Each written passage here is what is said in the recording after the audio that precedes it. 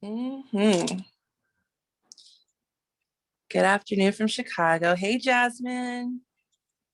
How we doing?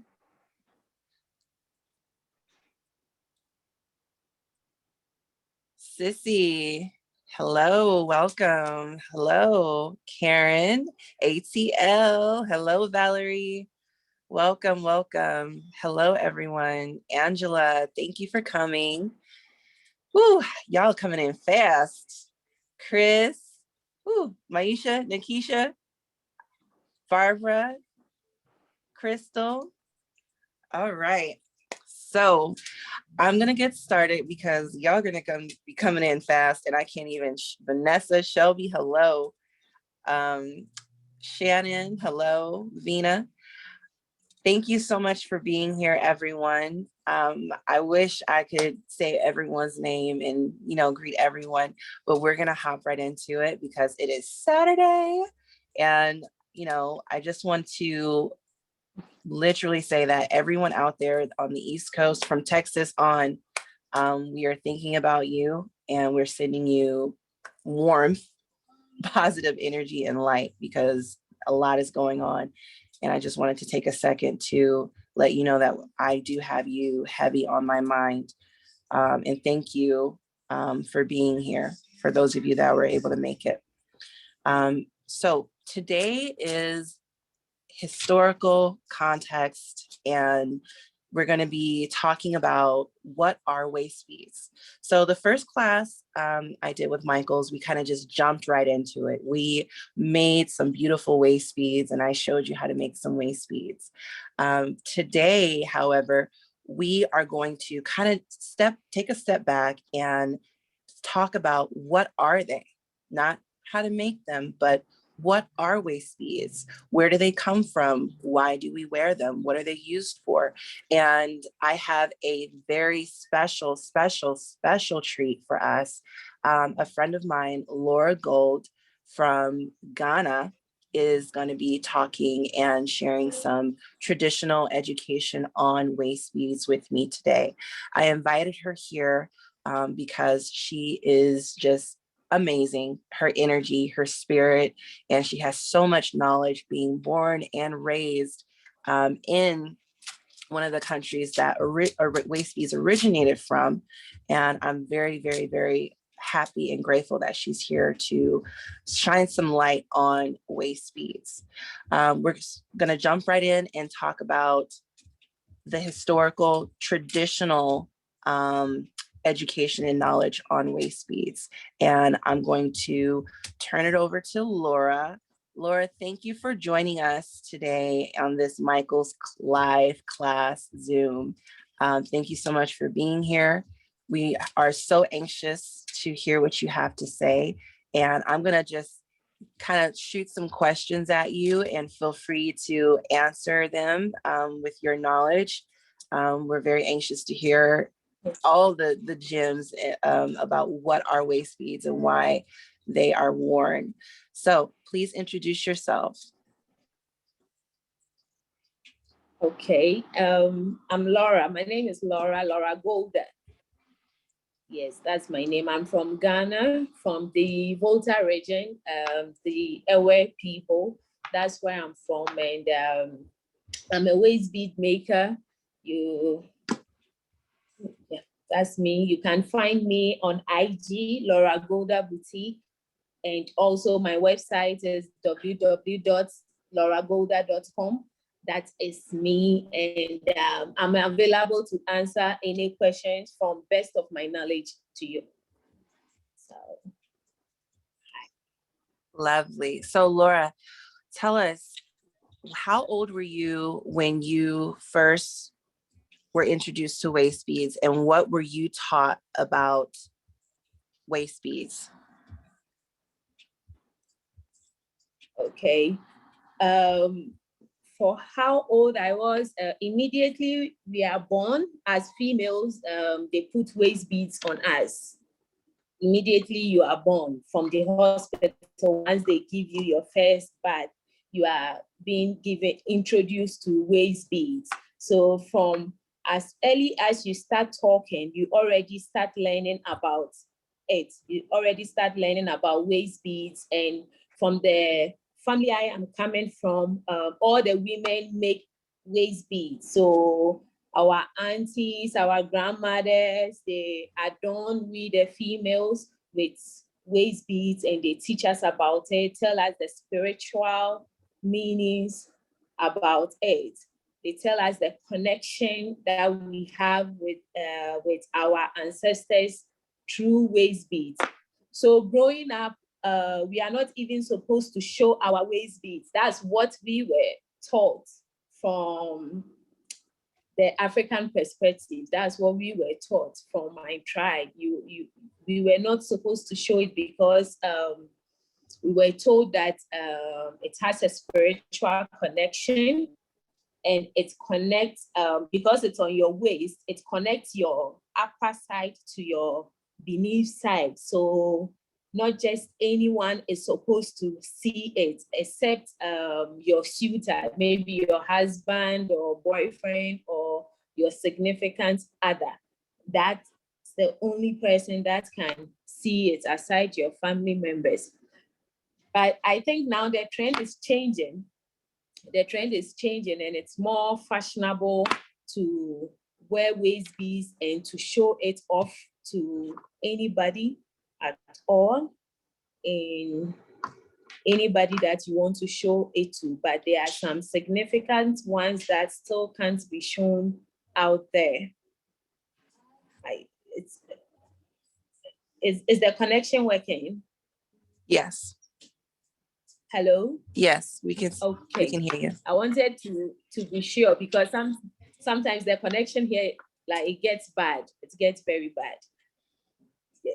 So that's what we were taught about waist beads, and you are to wear it immediately you are born. So I've been wearing it throughout my life. So if I don't have waist beads on, I feel I'm naked. I feel naked without it. So I feel very naked without it. I can wear as many as I want. The least I can put on will be about 10.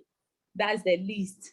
That's how addictive I am to waist beads and beads in general, actually. I love that. I don't know if that answers your question. Yes, absolutely. Absolutely. So okay. I have a question. Do men wear waist beads? Pardon me? Do men wear waist beads? No, for the men, when they are born, the beads are put on their wrist and on this side of the hand, and also on their legs. These are the places that beads are put for the men, but not on their waist, because they really don't need a shape. But for women, we need to be shaped in a way. So we wear the waist beads to give us the shape that we need, to have a particular shape, to form your shape as a woman, to differentiate you from the male side. So the male, they don't put on waist beads, but they can try. It's no issue. There is no spiritual issue with it when the men will try to wear waist beads. I think it will look good on them, though. Yeah, I think so too.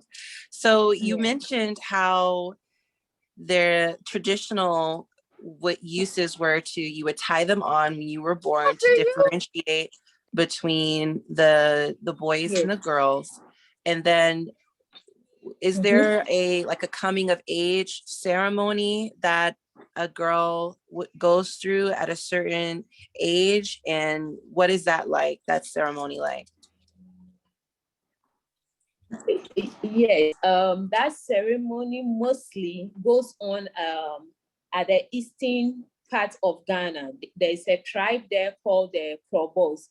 They are from the southeastern side of Ghana. They practice that rite when the girl, the female, is of age, at a certain age, around her teens, maybe from 13 to 16 years. There's a rite that is performed whereby they don't strip them completely naked. They have a cloth that they put around their waist with the waist beads, a lot of beads on them, and they take them to a place to bath them. It's kind of spiritual, to bath them and do their spiritual rites before they are given out to, before they can be given out to any man to marry or to ask them out and to have all those kind of connections with any man. Once you don't do that, it was said back then that once you're a female and you don't go through that rites and you have anything to do with a man, you break your virginity or anything to do with a man, you will be banished from the tribe, you'll be banished from the village, you'll be banished from the tribe. And also with your in future, your marriages wouldn't go on well and all that. So now they still practice it, but not as much as they used to do way back then, some years back. They still practice it, but not as much as they used to do back then. I love that. I love that. Yeah. So you mentioned, okay, so we mentioned the not showing them in use for spiritual reasons, the rites of passage between young girl and womanhood. Now tell us more about, you said shaping the waist. So traditionally you would wear them, women would tie them on to give their waist a special shape. Can you tell us about that? Yes, yes. Traditionally, I don't know how to put this, but I don't know if you've realized this, but someone with without waist beads has a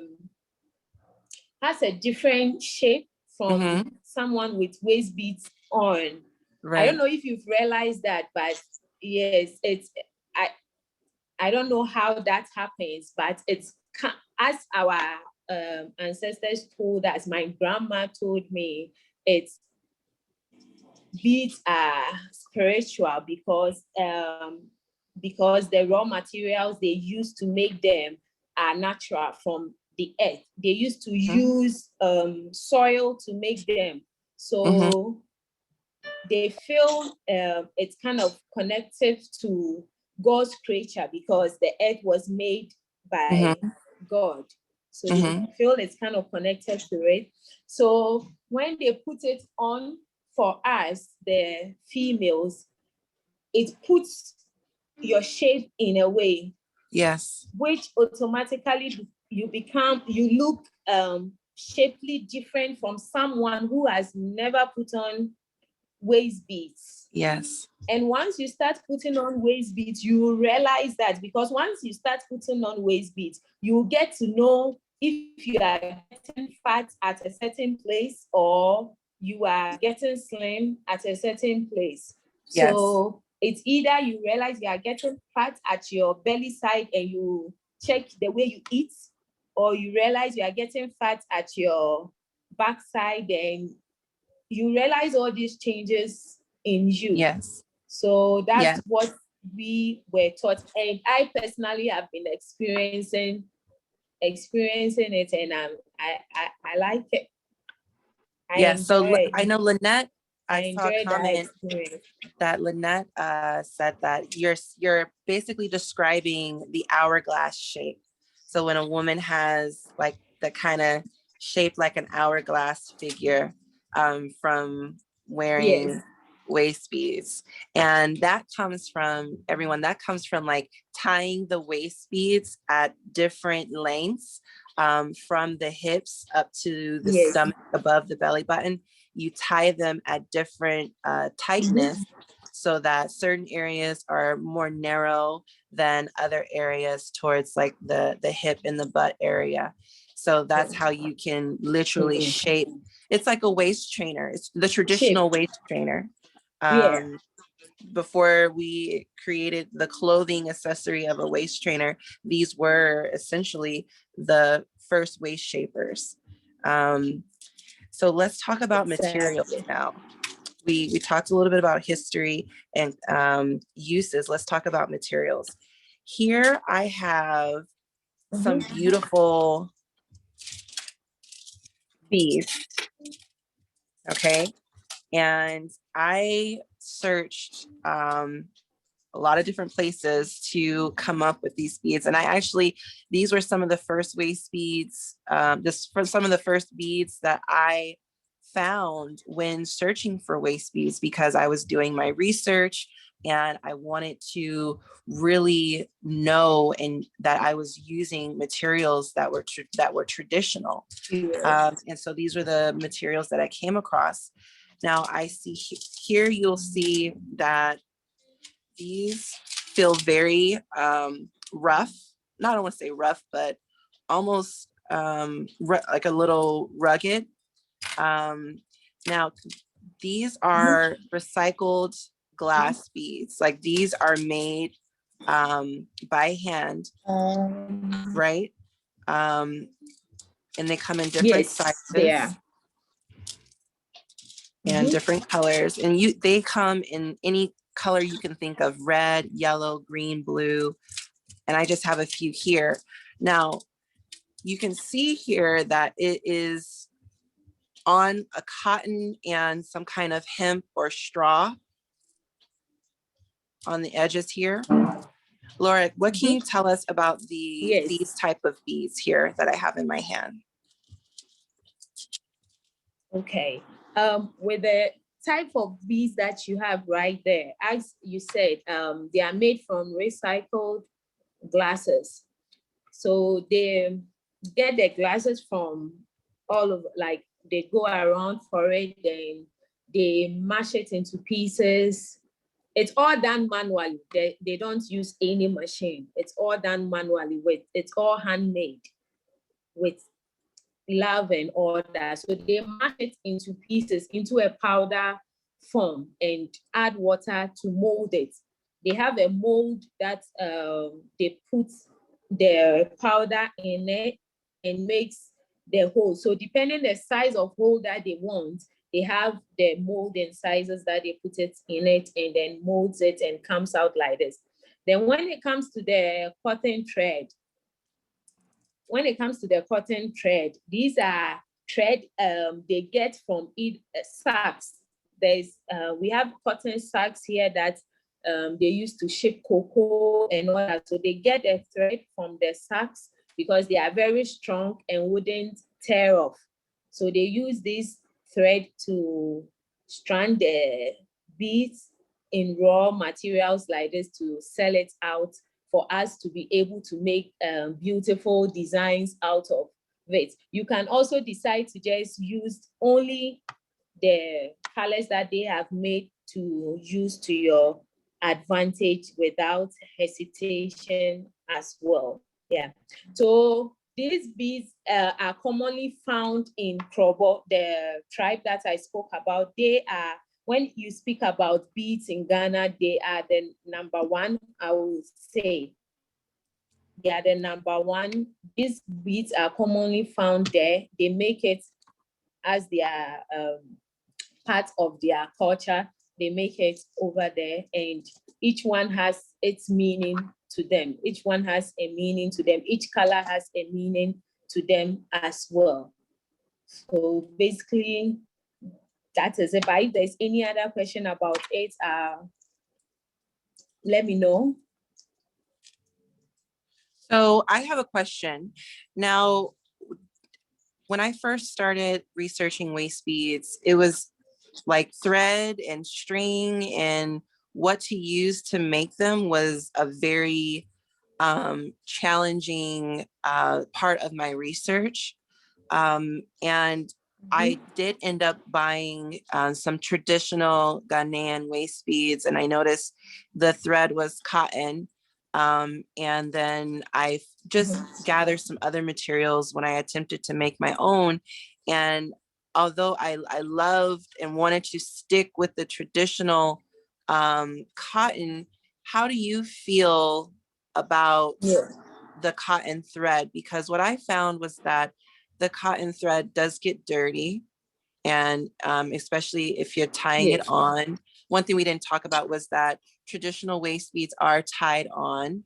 And we'll get into why they're tied on, but they're tied on and they're used with cotton. And so with the cotton, I realized that it would get dirty, it would hold sweat and sometimes water, it wouldn't dry all the way. Do you Yeah. can you tell us a little bit about your feelings with the cotton thread, and do you use any other materials for as far as thread goes?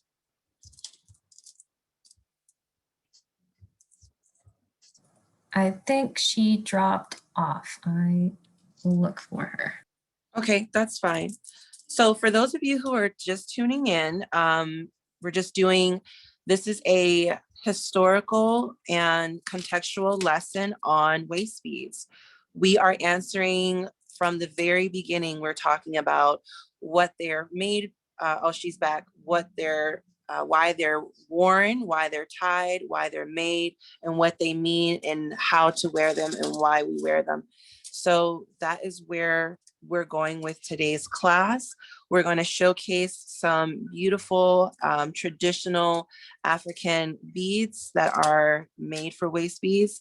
And I also have some beautiful Michael's beads that we're going to compare to the traditional African beads and the kind of new age way of making waist beads with some materials that we find at our favorite craft store.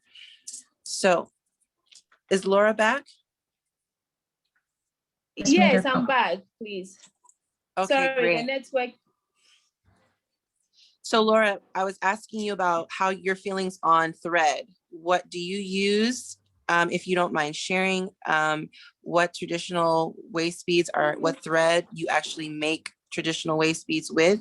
And do you actually recommend that we, for those of us who are interested in making waist beads, that we stick with the traditional materials for threading, or do you find yourself using something else also? Yes. Yeah. I use something else, like as you explained, the cotton, the traditional cotton that we used to use, that we were all introduced to by our old folks. As you explained, it gets dirty because it's cotton. It gets dirty and sometimes also gets broken along the line.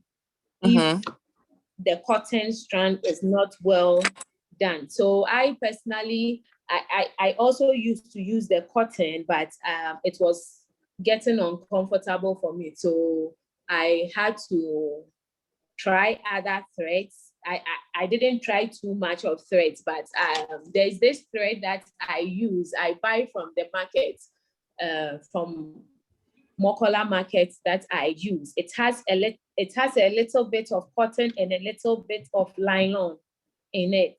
So it's difficult for it to tear apart unless you use a scissors to cut it off. I just want to stretch and make it.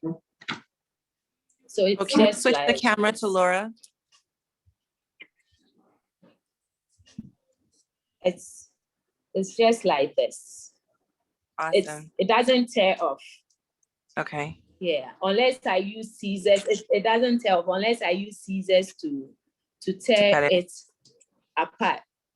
And it works perfectly well for it. Just that when you are tying it on the person, let's take it for instance, those who are new to tying waist beads, when you tie it on, you just have, when you are cutting it off, you leave a little bit of the thread so that you can use a lighter to burn it, to seal the knot. You decide that it's a good thread that I use and will continue using it. And once I get a chance to get your thread here in Ghana, I will use yours as well, the thread that you use.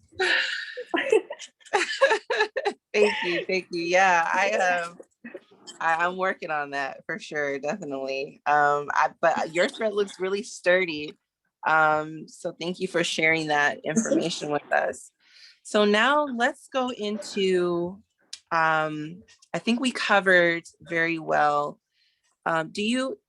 Is your thread, is there a particular brand in, you don't have to share this information, but do you want to share what kind of thread or the brand name at all? And that's fine if you don't. Or is it just the local thread from the market? Yes, I wouldn't mind. Yeah, I wouldn't mind sharing it, but I think the lady I buy from, she imports it from China. Okay. So I'll just ask my cousin to pick one for me so that I get the brand name on it to share. So if Okay. all of you are interested in Laura's thread, definitely follow her on Instagram and shoot her a message so she can share that information with you. My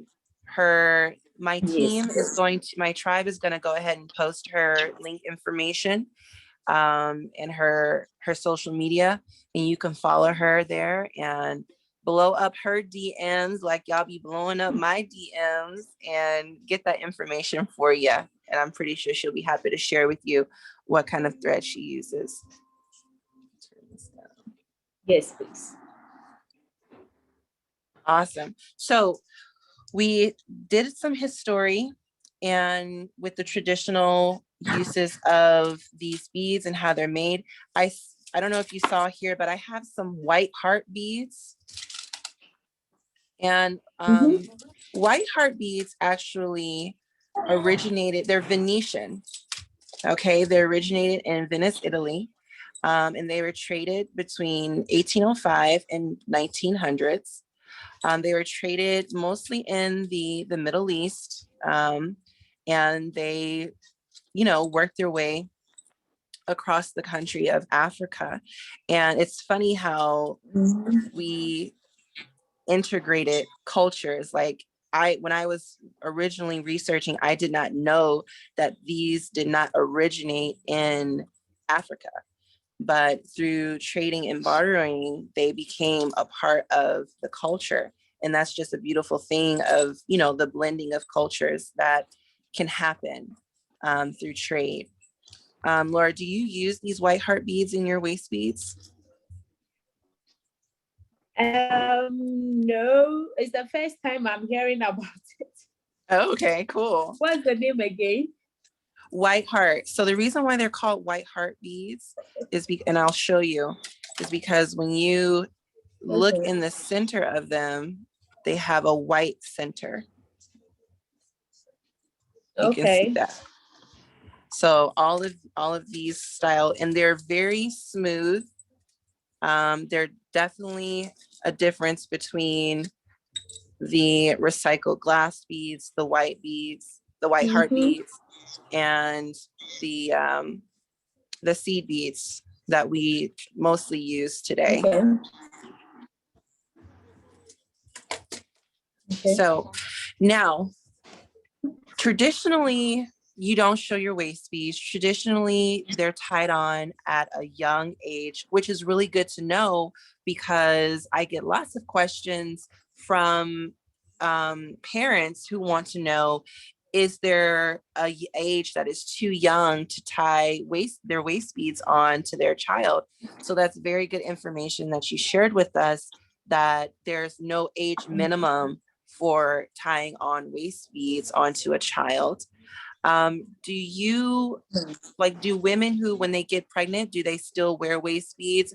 Do they cut their waist beads off? Do they tie on new ones? Like when women are expecting a child, how do they wear their waist beads, or do they wear them at all? Okay. When women are pregnant, we are being asked to take off our waist beads.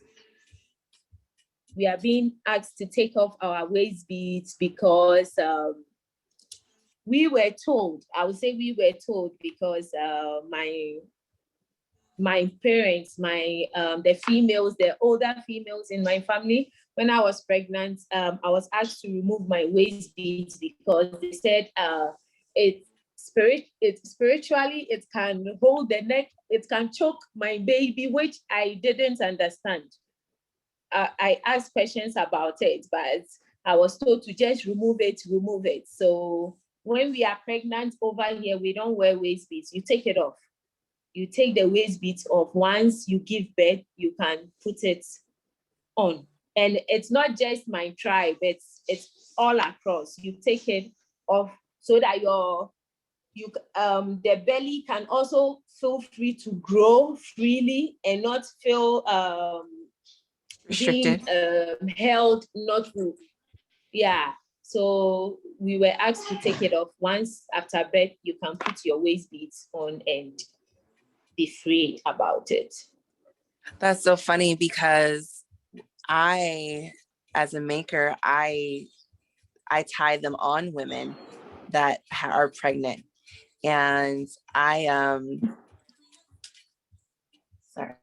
So I've tied pregnant women because, you know, just switching over from traditional to non-traditional in my practice of mindfulness and energy, I tied them on women with the intention of offering protection to them and healing to them, especially if the woman has experienced a miscarriage and she's wanting that extra energy of protection and healing. I've tied women who are pregnant to kind of bless their journey, their motherhood journey that they're on. So that's very interesting, hearing how traditionally you're to take them off. You're not to wear them while you're pregnant, which makes sense because if you know, you don't want to tie them because you're growing, but I'm almost thinking that you can wear them, you know, over here we wear them and then we just adjust accordingly. So when I say adjust accordingly, I don't mean adjust the waist, but we tie it on really loose. And then as the belly grows, we kind of assess like, okay, does this need to be cut off and maybe a new one, a bigger one tied on, or maybe moved from the belly area to the chest area. What are your thoughts on that? Does that make sense? Yeah, I think it makes sense. It makes sense a lot because even over here, sometimes some people, they don't take it off. They don't listen to what the older folks are saying. They don't take it off, and their babies still come out okay. You know, they still come out okay. As you explained, it depends how you are going to wear it. If your belly is getting bigger, then you have to push it on top of the belly, as you explained. So I think it's still fine. It's still okay. I personally think you can still have it on if you are pregnant. You just have to know how to put it on, whether you want, as you are getting bigger, you increase the size or you shift it to a place where it fits very well for you. So, and now things are changing. So we don't hear these things anymore because the education level is high. People are traveling to learn new things from other places. So everything is just being okay like that.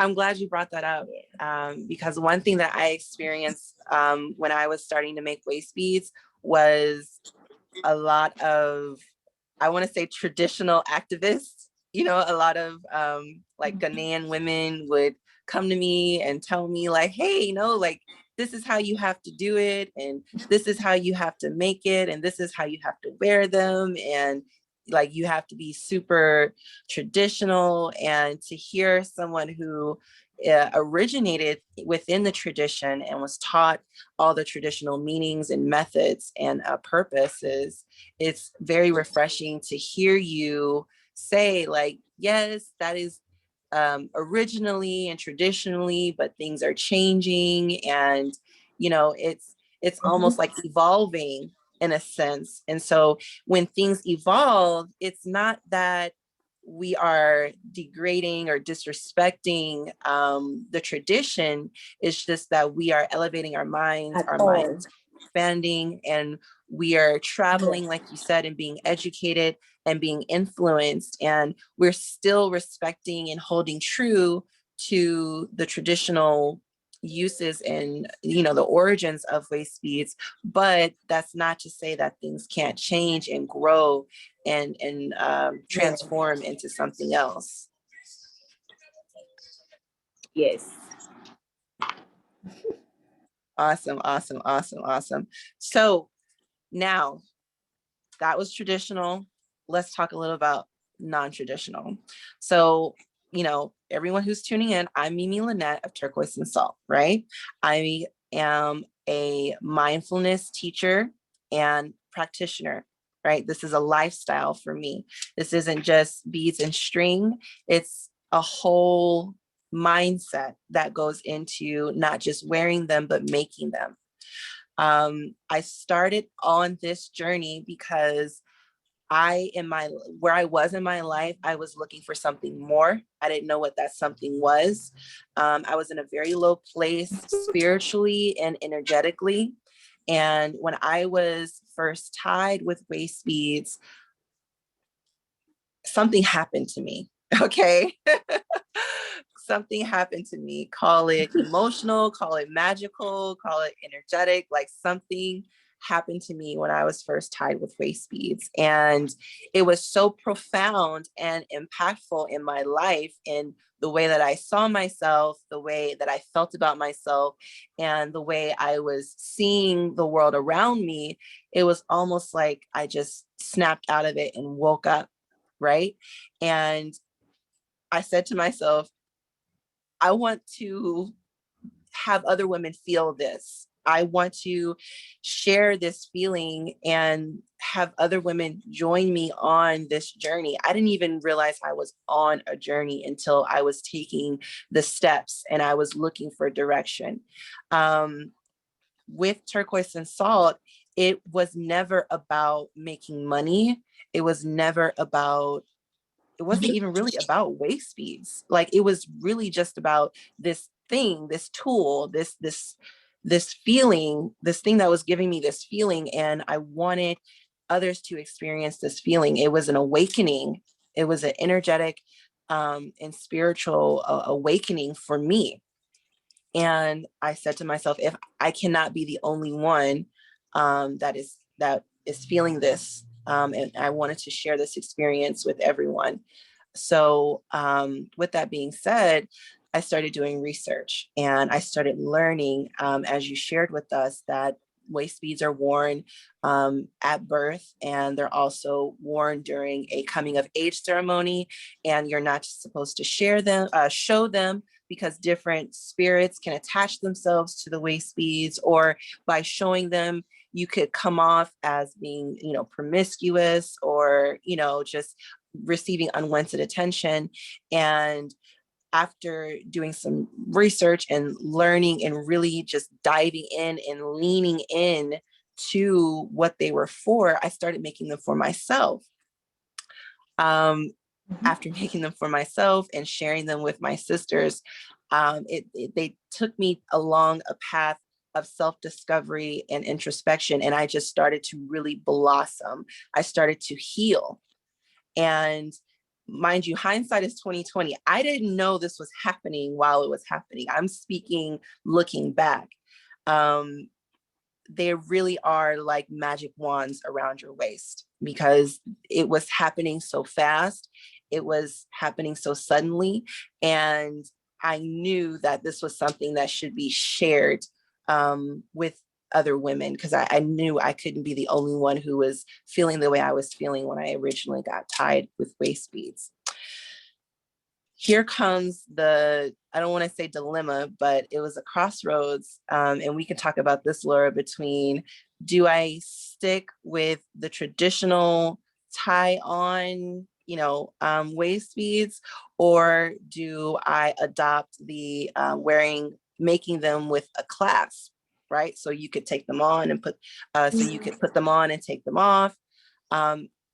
Is there any significance behind wearing tie on versus the ones that come on or off? I know traditionally they're tied on, but is there any like intentional difference between wearing ones that you can take on and off, or wearing ones that you tie on?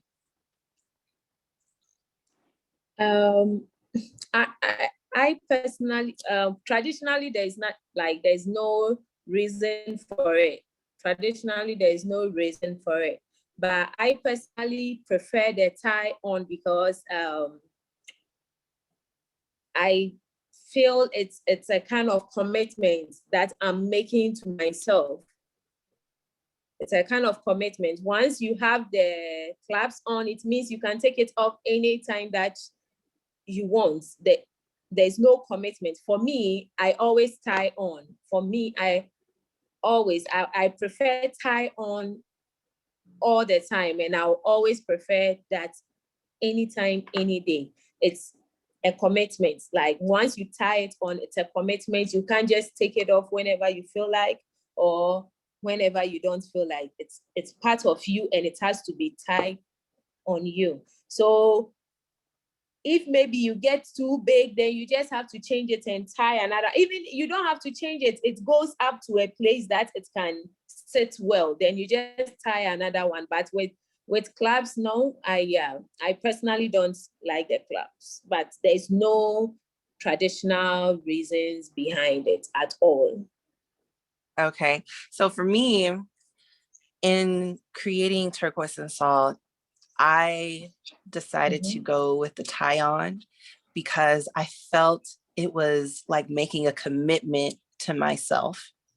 I felt like the reason and purpose behind why I was putting them on and why I wanted to educate other women about putting them on was because you were essentially making a commitment to your journey, making a commitment to yourself, and saying that I'm going to stick to, this is going to be a reminder, right? Like how we will tie a string around our finger, Yes. or put a rubber band so we don't forget something. It's almost like a reminder around ourselves that, you know, whatever reason, purpose, and intention we tied on that waist bead for, and the energy that we're hoping to cultivate from tying it on, it's there reminding us, hey, don't forget about me, or don't forget about you, when you feel those waist beads and you tie them on. I also feel like they're, you know, just kind of leaning into a non-traditional practice, is that they're there to hold you accountable for when we start overindulging with our eating, right? Because if we start eating and eating and eating and eating, they don't come off, and they're not elastic.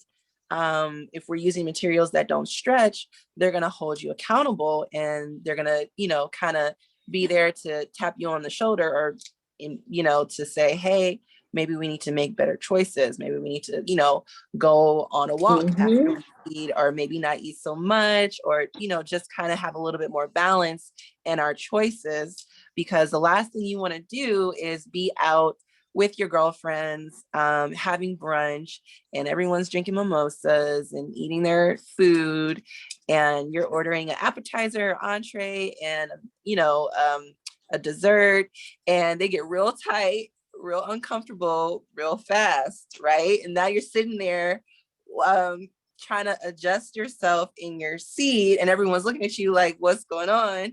And then you have to explain that, you know, the way my waist beads are set up, I probably should have done better with what the choices that I made at brunch today. You know, I'm regretting those choices right now. I want to open the floor up to some questions. Tribe, were there any questions in the chat that were you want to put on the floor right now? One question from D earlier, asking, as a child, are waist beads tied on by their mothers, fathers, or by someone else, like, I guess, special, like a ceremony or something like that? So Laura, the question was, at birth, are the waist beads tied on by the mother and father, or are they tied on by someone like ordained or designated to tie on waist beads? Okay. Okay. For the waist beads, they can be tied on either by the mother, the grandmother, the auntie, any female, any elderly female in the family can tie on the waist beads for the baby, but not the males. But it should be a female. Any elderly female in the family can tie on the waist beads for the kid. If the mother is not available, the auntie can do that for the grandmother. But mostly it's the grandmother or the mother of the baby who ties on the waist beads. It's like a gift from the person tying the waist beads on for the kid. Is like a gift from that person to the baby to grow up with it, to know much about her culture. I love that. Please, does that answer your questions? It does, definitely answers the question. She said, thank you. That's good information to know. Now, so next question, we're going to roll through these questions that I'm seeing. Is there any significance in the patterns, like different patterns that are used on the waist beads? Do those have any significance? No, none I No? know of. Okay. It doesn't. No? The question again, let me understand. Oh, like when are there certain patterns that you can put on the waist bead to mean certain things, different things? Yeah. Yes, please. There is. Okay. Yes. Like we have the jinyame. Once you know, we have the jinyame. We have someone can make a charm with probably your name on it. Let's say I want to gift it to you. I can have your name written on it. It shows how I feel about you. So I can have your name written on it and then use it to make the waist beads for you. Just as we have other symbols that are available, we have the Sankofa symbols also made that can be used. Sankofa means going back to your root. Sankofa is in the Akan language here. It means going back to your root. So if I should make a waist bead with that symbol in it for you, it's me trying to tell you to know about your root. So all those symbols have their meanings. Actually, I love that. They do. I love that. Where can we find more information? So for instance, when I first started, I did not know where to go to find this information. Like I was not able to travel to Ghana. I did not know anyone personally. So where would you, for everyone listening and watching, where would you recommend for those of us who are interested in learning? Because the last thing we want to do is just start making them without learning and knowing about them. So where would you recommend that people go to find out more about waist beads? Okay. First of all, I would say on the internet to research, but on the internet is more about us reading, like someone putting something there and rereading about it. So once you read about it on the internet and there's more that you want to learn about it, I'm open to share what I know. I'm very much open to share what I know and also learn from anybody who is ready to share what they also know. So we can all learn together, but mostly is the internet. I myself also do some research on the internet, and when I don't understand something, I am privileged because I am here and I can just ask my older grandma or auntie about, oh, can you explain this to me, and she will help me out. So if I have that information, I'm open to share it with anybody that will slide in my DM or email, anything. I'm available to help out. And if I can't answer, I will equally might have to call the person on video to talk to my auntie who is available, anybody who is available to explain, so that we all learn from it. So you all heard it. Laura is opening her inbox, her DMs. Make sure you are following her. My tribe is going to post her link information if they haven't been already, which I know they have because I've seen it. Please follow Laura. I want to bring everything together with this class. I did have another question, actually, Laura. Now, you did mention why we don't show them. And okay, wait, I see a question. Hold on. Before I get to my question, I've seen a lot of people ask about colors. Can you briefly tell us the meanings behind the colors, like, you know, the traditional red, yellow, green, orange, you know, can you tell us the meanings behind the colors of beads? Okay.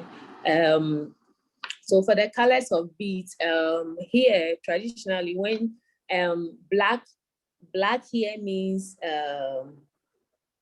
at a particular tribe in the Akan side, black and red means pain, like someone going through pain, someone is dead. It's mostly worn for funerals. When funerals are ongoing, those tribes wear black waist bead, I said black waist bead, black beads for bracelets to attend the funeral, same as wearing black and red dress to go to the funeral. But in other tribes, black means power.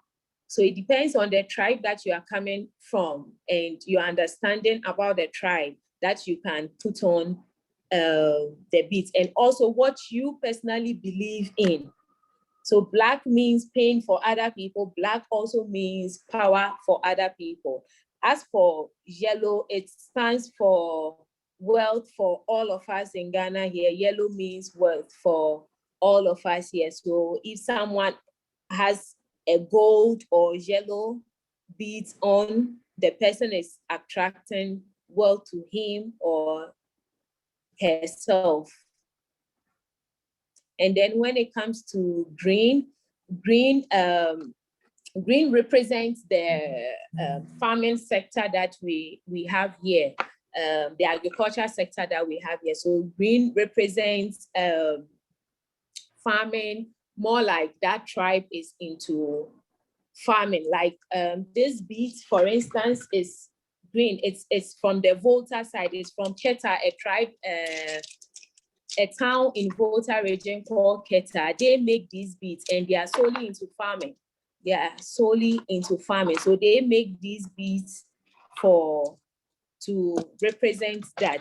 So when you go on the internet, also you see a lot of research about the colors and its meanings as well on the internet. So I wouldn't take too much time of our meeting because I see that we have just some few minutes, so I wouldn't take too much time. We'll do some research and I can send more information to anybody who asks me a question in my DM. Yes. Thank you so much. Laura, this has been amazing. I did have a question. The age-old question, second to what thread to use, is definitely showing them or not showing them. I know you mentioned traditionally you don't show them because you only show them to your significant other. You don't want any negative energy or negative spirits attached to getting attached to your waist beads. Now, do you stick to that tradition of not showing them? And then would you recommend for those of us who are making them or even wearing them over here, that we stick to that tradition, or is it okay to be a little bit transformative and basically decide? Because what I told my women, I tell them that it's your body and your choice ultimately. And what you want to do with your body and what you choose to do, what you choose to wear, is completely up to you. But we also don't want to disrespect ourselves, and we don't want to disrespect the culture. So is it a serious thing, showing or not showing the waist beads? Like, what is your opinion on that? Okay, my opinion on that is sometimes I personally want to show it, but because I find myself here, I can't show it because I feel I'm going to be judged. But if I find myself out there where I can show it, I will show it out. And probably I will decide, as you said, it's your body, it's your choice. So I will decide that I will have a certain collection whereby I will show out to the world, and I may have a certain collection where I will keep solely to myself and my significant other.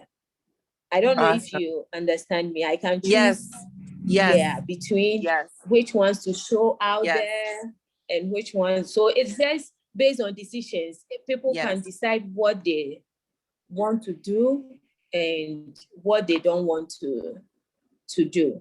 But spiritually, it's not supposed to be shown out. So I for the ones, if I make waist beads for myself, if I get the raw materials from the local people here, when I make those waist beads, I don't show it out.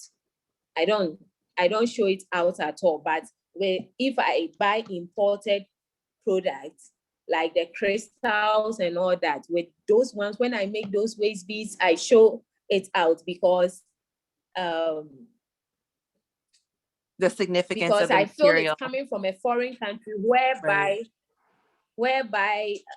the spiritual aspect of it is not too scary. Let me say scary, too scary as mine here.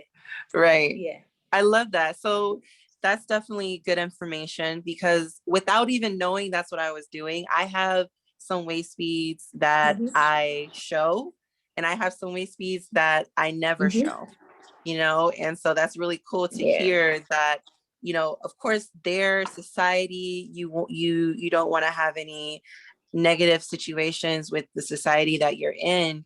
But, you know, when you come visit Turquoise and Salt in Cali, that we're going to be having some waist beads that we're showing and we're wearing together. So thank you for offering that comfort, because it would make me feel a little self-conscious when I would show my waist beads, knowing the tradition, knowing the history and the significance.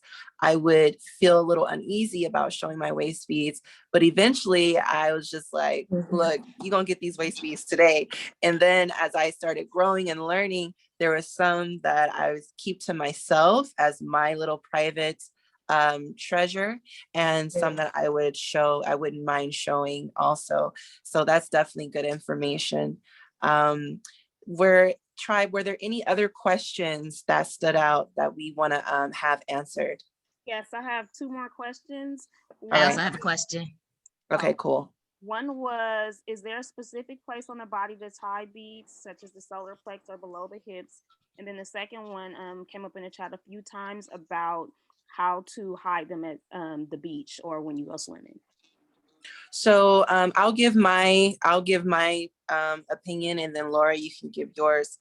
As far as tying them, it all depends on the purpose on why you're tying them. So if you're tying them like to shape your waist, then of course you're going to tie multiple on, and they're going to be at different levels along your hips and your waist, because you're trying to create a certain shape. I know one thing we didn't really talk about is tracking your weight. Laura, I'm not sure if that's also a traditional purpose, but I know here in America, we will tie them on to track our weight. So if there's like a midsection area that we're not happy with, we will tie the waist bead above that area. And as we start making better choices with our exercise and maybe our eating choices, as we start to see progress, then the waist bead that was once up here, as we start to lose the area that we're unhappy with, it will start to decrease in level and get closer to our hips. Now, for pure, beautiful, energetic adornment, it's really up to you. You can tie them directly actually on your waist if that's where you want them to rest and stay. If there's no intention behind trying to lose weight or change the shape of your body, then it really is up to you. So that would be my answer. Now for the second question, it would be you would cover them. So getting a a shawl or something that you would cover your bikini or your bathing suit, some kind of fabric or material or accessory that you can use to cover them. And then if you're in the water, you're in the water, so they're not really exposed. But then, when you come out of the water, covering them, just like if you had a tattoo or something that you didn't want shown, like you would find a type of clothing to cover that, something water that you wouldn't mind getting wet at the beach. Now, Laura, the questions were, does it matter? Is there significance on where you tie the waist bead? That was the first question. And then the second question was, how do you keep them covered at the beach? Okay. I think with the first question, it doesn't matter where you tie them on. As Mimi explained, you can decide to tie it on your upper waist, your middle waist, your hips. Like it's solely your decision. There is no place specific that you need to tie it on. Any part of your waist that you want to put it, it's okay. And then when it comes to how to keep covering them at the beach, you can decide to have a swimwear cover whilst you're at the beach, so that you have it tied in a way, or maybe wear it as a kimono or something. It's to cover it. You go inside the water without that. When you come out, you just use it to cover it. So you by all means find a way to have it covered one way or the other. I love it. Now I have another question. Yeah. You mentioned different beads, right? So I have here some, I'm not sure if you use these, but I got these seed beads from Michael's. And I'll open them up so everyone can see. Now these are seed beads from Czech, and you mentioned that you got some from China and different places. Do you use seed beads, or do you use, when you make your waist beads, do you use the African made in African beads, or do you use a combination of both when you're making your waist beads? Okay. Mostly I use a combination of both. A combination of what I get locally here. Sometimes I go to the town. Mostly I go to Probo Dumasi to go and get the locally made ones. I use them, and also my supplier in Mokola also gets me the imported ones. So I mix them up depending on the design that the person wants. I mix them up and come out with a nice, beautiful piece for the person. But what I've realized here in Ghana is they are liking more of the crystals than the glass beads. Yeah. Meanwhile, in the States, they like the glass beads more than the crystals. Okay, that's what I've realized. So I'll have to make a run to I don't know how Michael's and grab some seed beads and send you some, so you can see what we have over here. Oh. Send you a care package. That would be nice. So I have I heard there was another question. Yes, we have a few other questions. Okay. The first one is, Laura mentioned it earlier, but I don't think we quite cleared up on it because it came up a couple times. Spiritually, is it better to have someone tie on for you, or can you do it yourself? The next question is about, is a part of the tying on as well, about burning the knots, which I really think came up earlier, has to do with the thread that's used, but if you can clarify. And then the last question was about if your beads pop, your waist beads pop, reusing the beads. And I know, Mimi, you have some very clear ideas on that. Yes. I actually want to start with the last question because I want to add to that question. So there's reusing the beads, but then also, Laura, when your waist beads, if and when your waist beads break, is there a spiritual meaning or connection behind your waist beads breaking, especially if it's not because like they got caught or snatched? And like I've heard that some people wake up and their waist beads are just laying in the bed, they're no longer on their body, and there was no reason that they can think of as to why it fell off. So is there any like spiritual or connection behind why waist beads break or meaning? Yes, yes. From what I learned, what I was told, I always say what I was told because that's what the elderly women in my family has explained to we, the females, the younger females of the family. What we were told, like you just sleep and you wake up and your waist bead is on your bed, not because you ate and you got too fat and it got broken, but it just came off. They think there's a spiritual connection because they would then start asking you, do you show your waist beads out? Because growing up growing up, you can decide to even take your bath outside, like outside, not in a bathroom. So once you are taking your bath outside, your waist beads is showing. As a kid, you think there's nothing wrong with it. Your waist beads is showing. So imagine there's a spirit walking about, which we don't see those spirits at all. A spirit walking about, and the spirits happen to like the beauty of your waist beads. If that spirit is a male, they automatically feel there's a spiritual connection between that male spirit and you, the human female. So there's a spiritual bondage between you two, which sometimes they call as the spiritual marriage. So when you wake up and it's on your bed, they feel like then the spirits came to visit you in your bed. So something might have happened between you two.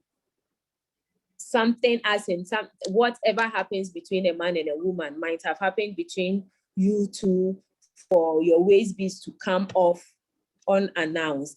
But then when it gets broken naturally, it can be because of the thread or because maybe you got too fat, or maybe the knot was not done well and it got broken. But if there is no significant reason for it, then it's attached to the spiritual side. That's the main reason why here we don't show our waist beads, especially the ones made locally. We don't show it off. Right. Like that. I love that. That's good to know. That's good information. And the other question was burning the knot. The material that you use to make your waist beads, is it necessary for you to burn the knot when after you're done tying? Yeah. I think it's necessary because just to reinforce the strength of the knot, just to reinforce it. So when you burn it, but the material that I use now, it needs to depend because it's slippery. If you don't burn the knot, the first knot is going to come off in a way, and by the time you just be there, your waist beads will pop out. But then when you burn the knot, it reinforces it melts it to stay together. Okay, cool. That's good to know. I used everyone who's listening, I use a braided nylon thread. That's the type of thread that I use. Not bonded, the thread should not feel like plastic. And if I could have $1 for every time I've been asked what kind of thread I used, I'd be a millionaire. Okay. I use a braided nylon thread, and it is not good with fire. Okay. If you attempt to burn this thread, it's not gonna like molt. It's not gonna like get like waxy and kind of form together. No, if you burn this thread, it's gonna disintegrate. Okay, it's going to literally shrivel up and no, it's not going to be good. So it definitely, when it comes to burning the knot, it depends on the type of material that you're using. Okay. I do not share the brand, as all of you know. So apologies for that.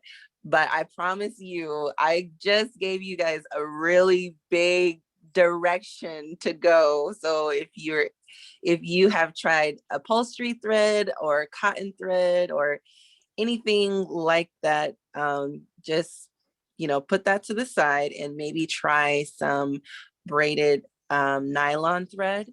And ultimately, just like it's your body, your choice, it's your craft. So what works for me might not work for you. What you prefer, what you like might be different than me. I did not invent this craft. I am not the God, the creator, the ends all bees all, but I have done lots of research on what works ideally for the type of strands that I make. I did find that the thread that I like doesn't work well with these beads, only because they're so heavy and the holes are much bigger than some seed beads that you might get from Michael's. I prefer seed beads. Majority of my waist beads are seed beads mixed in with a few crystals and gemstones, but for the most part, seed beads. Are there any other questions, tribe, that need to be answered? Yes, I had a question from a man earlier. He was asking if he's knowledgeable in the spiritual meaning behind waist beads. Is it okay for a man to make waist beads for women? Oh, that's a good question. I honestly don't know the answer to that. Laura, is it okay for not just men, but is it okay for anyone to make waist beads?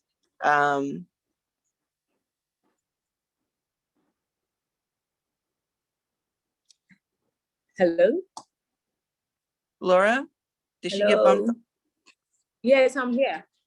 Yes, Laura, I'm here. is it okay for men to make waist beads, or is it okay for anyone to make waist beads? Is there anyone that's not allowed to make waist beads traditionally?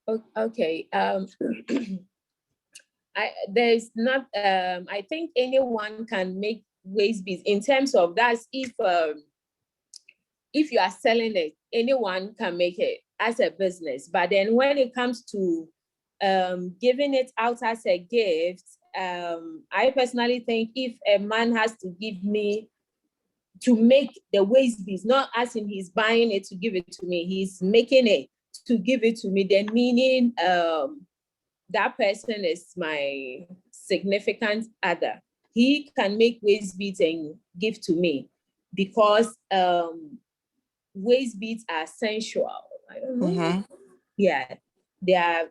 Yes, they are. So I personally wouldn't receive waist beads from just any man as a gift, but someone that we are connected in that way. So I think also making it any man that we are connected in that way can make a waist bead for me. But once we don't have that kind of connection, no, you can't. But if it's for business, then anyone at all can make it. But then as beads are spiritual, we should all know that you should just be spiritual. Cautious. You should just be spiritually strong yourself to be able to fight back any bad spirits the waist beads comes with. You should be spiritually strong yourself to pray about it before putting it on, do your own things about it before putting it on. That's it, because anything at all can come out from that. Good. I'm going to talk about that. So it is very important to me, in my opinion, that you really be cautious where you get anything from, not just waist beads, but even like your food, you know what I'm saying? Like, want to make sure that where you're getting your waist beads from, especially if you're having them tied on by someone. I wasn't fortunate enough to have a family member. Can someone mute their phone, please? I wasn't fortunate enough to have like a close family member or relative that was making them and could tie them on me. And so I recommend that if you're going to have waist beads tied on you, that you have a connection with the person that is tying you. And if you are, let's say you're going to a vendor market or a store and they're selling waist beads, maybe see if you can get a feel for the type of energy that that person has, the maker has, and make sure that, you know, if you receive them, if you have your own ways of cleaning them or, you know, cleansing them of different types of energies, if you're unsure with the energy. But just like you want to go somewhere that you trust the person, you trust the energy, you trust the intentions behind why they're being made. And then if you, let's say you're gifted some, let's say you didn't have the choice of, you know, going and finding that right person for you. Let's say you're gifted some waist beads, then you can have your own way of, you know, making sure that the energy is good with them. So I think we're past time, but I really enjoyed all of you today. If you have any other questions, please visit Laura, and my tribe is going to post her information in the comments. Please visit Laura on Instagram and her website. Also, I wanted to make an announcement. A lot of you are interested in the single strand waist bead kits. The first round of kits sold out and they ship, they're going to be shipping soon. But if you're interested in the kits, you can go now to turquoiseandsalt.com. The March kits are available for purchase. Okay. Different waist bead, different kit, but same concept. And just for all of you, KIT stands for Kinder Inner Thoughts. KIT, Kinder Inner Thoughts. The purpose of this kit is so that we can do something that will be meditative, something that is relaxing, something that is towards our wellness and our healing. It is a very fun and peaceful craft that I invite you all to explore if you're interested. You can find that online at turquoiseandsalt.com. You can follow me on Instagram at turquoiseandsalt.com. I'm very grateful. If you have any other questions that we didn't get to today, please don't hesitate to reach out to me or Laura. Laura, I want to thank you for all the knowledge that you dropped. I'm so happy you were able to join us today. It was very refreshing, especially when I first met you. It was very refreshing to know that all the knowledge and research that I had done was in alignment with what you had learned growing up and what you were taught. I felt like you ordained me when we met in confirming and affirming that I was on the right path and heading in the right direction. And thank you for sharing all this information, because there are a lot of women that are interested in wearing and making waist beads. And it's important that they understand the importance and the significance of why they're made, why they're worn, and what they're used for. So thank you for being a part of this live Michael's class today. And we're so grateful for all the information. Thank you.